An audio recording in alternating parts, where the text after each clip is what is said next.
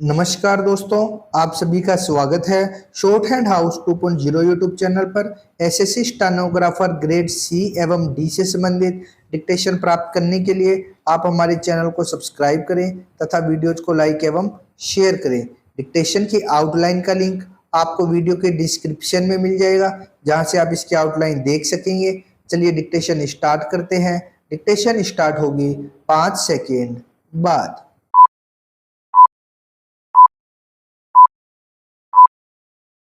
Start. महोदय, जैसा मैंने आपके सामने कहा कि अणुशक्ति को बढ़ावा देना, इसके बदले में बम बनाने की बात करना आज दुनिया के सामने एक नासमझी की बात है और वह नासमझी दुनिया स्वीकार कर चुकी है। आज हमसे यह बार बार कहा जाता है कि इससे हमारे देश की सुरक्षा पर जो खतरा है वह खतरा कम हो जाएगा। पहली बात तो मैं कहूंगा कि कांग्रेस पार्टी में यह साहस शायद पिछले 1 महीने तक नहीं था। आज यह साहस आ गया है। मैं इसके लिए उनको बधाई देता हूँ। मैं इसलिए कहना चाहता हूँ कि हमारी सुरक्षा के ऊपर कोई खतरा नहीं था, और अगर खतरा था तो पोखरण के बम से कम नहीं हो गया है। वह खतरा अपनी जगह पर है। क्या आप जानते हैं कि अमेरिका के पास दुनिया में सबसे अधिक अणु बम है? अमेरिका 12 वर्षों तक वियतनाम से लड़ता रहा। दोनों फौजें आमने सामने खड़ी रही। अमेरिका के लोगों ने बम क्यों नहीं चला दिया? उसके पास दुनिया में दूसरे नंबर का अणु बम है।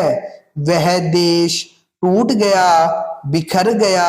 उसके 4-5 राज्यों में आज भी अणु बम है। अणु बम से सुरक्षा नहीं बढ़ती। अणु बम पर बात करके सुरक्षा पर खतरा बंद करके आपने देश के लोगों का मनोबल नहीं बढ़ाया है। देश के लोगों के सामने आपने अपना बाहुबल पुजवाने के लिए एक काल्पनिक खतरा पैदा किया है। यह कोई अच्छी बात नहीं है। राजनीति में यह भी कहा गया कि हमने इतिहास पर यह हस्ताक्षर कर दिया है। इतिहास पर हस्ताक्षर करने के लिए भारत के इतिहास को विकृत मत कीजिए। यह खतरनाक खेल है, क्योंकि इतिहास एक बड़ा क्रूर निर्णायक होता है। इतिहास कोई 2 दिन में नहीं लिखा जाता। लोगों के प्रशस्ति गानों से इतिहास नहीं लिखा जाता। मैं जानता हूँ। मैं यह बात इसलिए कह रहा हूँ कि एक और दुनिया के लोगों ने अणु बम के सहारे सुरक्षा की कल्पना को अस्वीकार कर दिया है। शायद आपको यह मालूम नहीं। आप बहुत नोट बनाकर ले आए थे। आज दुनिया यह भी मानती है कि हिरोशिमा में बम गिराने की जरूरत नहीं थी। उसके पहले जापान आत्मसमर्पण करने को तैयार था। आज अमेरिका के लोग भी यह कहते हैं कि वह बम नहीं गिरता, तब भी लड़ाई का वही फल होता जो जापान में हुआ था। श्रीमान, मैं उन बातों को दोहराना नहीं चाहता जिनको माननीय सदस्य ने कहा, लेकिन मैं नहीं जानता पिछले 10 वर्षों में हमारे देश के चीन से रिश्ते अच्छे बने। पाकिस्तान के साथ हमने संबंध सुधारने का प्रयास किया। हमारे मित्र आज बहुत दुखी होंगे क्योंकि उनकी कूटनीति पता नहीं कहाँ चली गई। मैंने तभी उनसे कहा था यह नीति मत बनाइए, यह बहुत दिन चलने वाली नहीं है। अटल जी, मैं आज आपको भी कहता हूँ कि पुरुषार्थ का यह पीटना देश के लिए खतरनाक होगा। यह आपके लिए कोई लाभदायक भी नहीं होने वाला है, क्योंकि यह एक खतरनाक खेल है।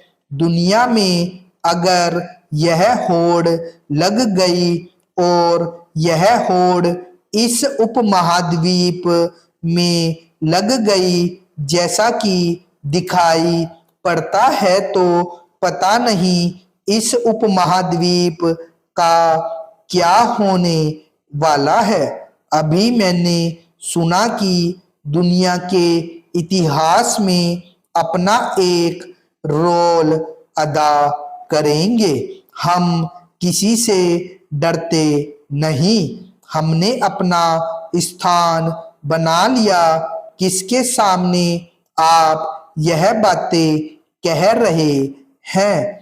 आज सारी दुनिया हमारे बारे में जानती है। लाखों करोड़ों डॉलर का कर्जा लेकर आज हम दुनिया को एक नई राह दिखाने के लिए एक नए संकल्प के साथ चल रहे हैं। अणुबम से कोई फायदा हो या न हो, जिस दिन से आपने इस अणुबम को फोड़ा है, रुपए की कीमत डॉलर के मुकाबले में विदेशों में 2 रुपए कम हो गई है। यह कर्जा देश के गरीब लोगों की पॉकेट से आएगा।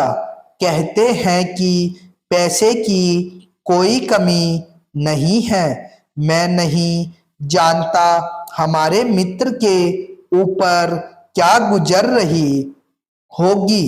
अणु बम की सराहना करते करते वह कहीं और सोच रहे होंगे कि बजट को कैसे संतुलित बनाएं। यह एक अलग समस्या है। यह समस्या सुरक्षा की नहीं है। अगर आज यह सुरक्षा की समस्या होती तो हम इस देश के मनोबल को ऊंचा करने की कोशिश करते। हमारे सामने वह एक उदाहरण था। दुनिया के लोगों ने कहा कि अणु बम अवरोधक हो या नहीं हो, वियतनाम के लोगों का मनोबल अवरोधक था। क्या उसकी ओर भी कभी ध्यान दिया है? क्या भारत की जनता में भूखे प्यासे लोगों की ओर भी आपकी निगाह जाती है? इस संसद में बैठ करके हम इस बात के लिए श्रेय लेना चाहते हैं कि हमारा भी उसमें सहयोग था। हमने भी अणु बम बनाने में साथ दिया था। श्रीमान मुझे आश्चर्य होता है सरकारी पार्टी उसका श्रेय लेना चाहे तो ले, विरोधी पार्टी के लोग भी इसमें जिस होड़ में लगे हुए हैं यह एक खतरनाक खेल है और इस खतरनाक खेल में हम सारे देश को झोंकते जा रहे हैं। इससे हमें लगता है कि हमारा भविष्य एक भयावह संकट की ओर चला जा रहा है। स्टॉप।